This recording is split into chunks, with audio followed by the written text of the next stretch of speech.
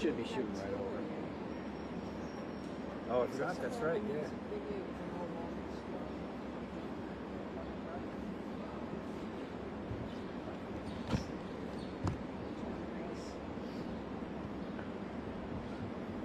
All right, guys, they're coming out.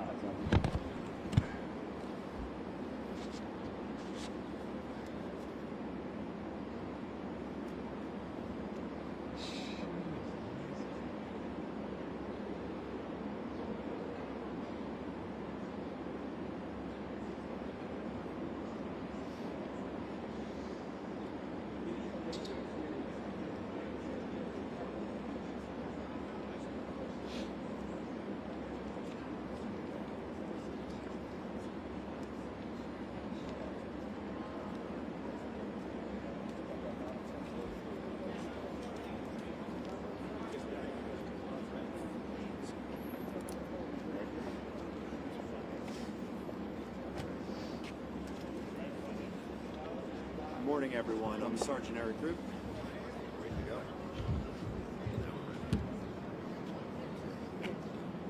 Good morning, everyone. I'm Sergeant Eric Gripp from the Philadelphia Police Department's Public Affairs Unit. We're out here at Jefferson Hospital to provide an update on an officer-involved shooting that happened this morning in the 22nd Police District shortly after 6 o'clock.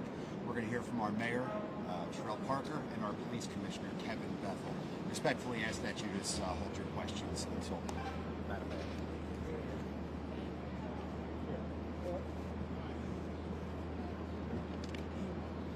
Let me start by saying that earlier today, a Philadelphia police officer was shot in the line of duty as he was serving a search warrant with a narcotics unit at a residence in North Philadelphia.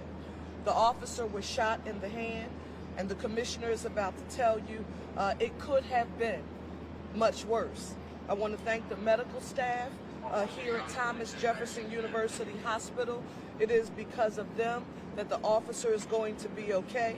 He and his family are in our thoughts and prayers.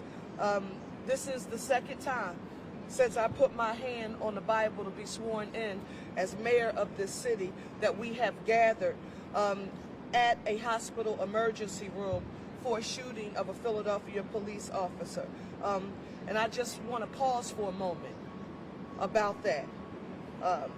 Our police officers are on the front lines of our city, every day and every night, putting their lives on the line to protect and serve us. This is another reminder of the senseless and all too present gun violence here in the city of Philadelphia. A grateful city thanks the officer for his service and the rapid response of our first responders. I thank them as well. In the days and weeks ahead, there will be thorough investigations of this incident, as there should be every time. And let me be clear, no matter how frustrating these two incidents that we've experienced thus far, there is nothing that will get in the way of us all working together as a team to make our city safe. Thank you all so very much. So good morning, everyone. So it's this morning, our Narcotics Bureau was serving 7 warrants across various sections of the city. At 6:04, they served a warrant at 1328 King's Place, upon making the first breaching officer. There's 10 officers in the breaching team. There's a marked car, 2 marked cars out front of the property, as well as marked car in back of the property. The 2 front cars out front, one of them are a hospital case, just in the event that we do have an incident. While making that breach into the first door and moving to the second door, a shot is fired.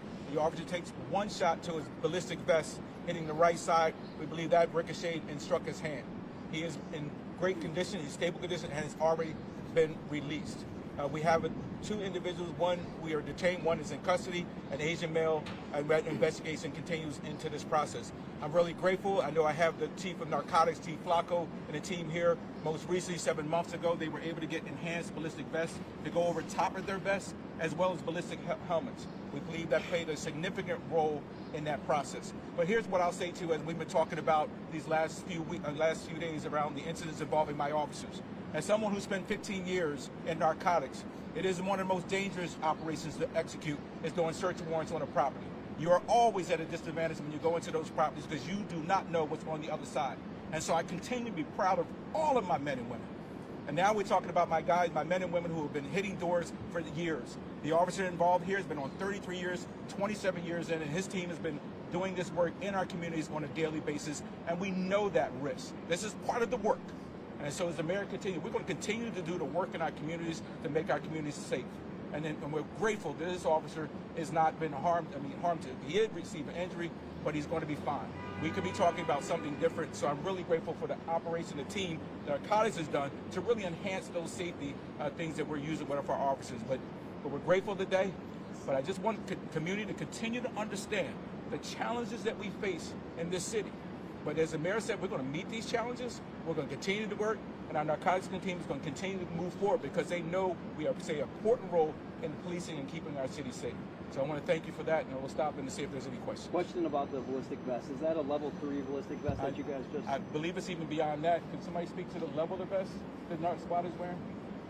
We'll get you that information. And was that a recent upgrade to the department? Yeah, I'm told about 7 months ago they were able to upgrade. So whenever they're doing search warrants, all the men now are wearing the vest. They're putting another ballistic vest over top of that, and they're wearing ballistic helmets. Is it fair to say that saved his life? There's very high probability it could. I mean, we don't know that with a degree of certainty. We don't know what kind of weapon hit him at this point, but that's very... Listen, I told you 15 years ago, we didn't have that. And the fact that they're moving forward to continue the enhancements, because we need to do that, and we need to do everything. The mayor whispered my earlier, that said, Kevin, whatever they need to keep our men and women safe, you put it on the paper and you bring it forward. And I appreciate those comments from her. And that process is done, and we continue to look for those safety enhancements for our men and women to stay safe when they're operating in this manner. Commissioner, can you tell us if this was a no-knock warrant, or did they announce the presence when they were at the door? Well, listen, I mean, part of narcotics is the announcement, but even moreover, when I talked to Lieutenant on location, we have 2 marked cars out front, as well as a marked car in the back. And so, you know, I don't have the particulars as it relates to that. That is part of the requirement of knocking and announcing before you enter. But oftentimes folks are not listening, or at this point don't care. And that'll be through the investigation to determine, you know, what happens through that process. Did the police fire back at all? The officers did not fire their weapons. Once they engaged and he was shot, they backed out. And then my understanding, the individual inside surrendered. Can you reiterate again just the significance of this happening so close to another shooting? Well, listen, I mean, I think it's not about closer, it's just the realities of the danger.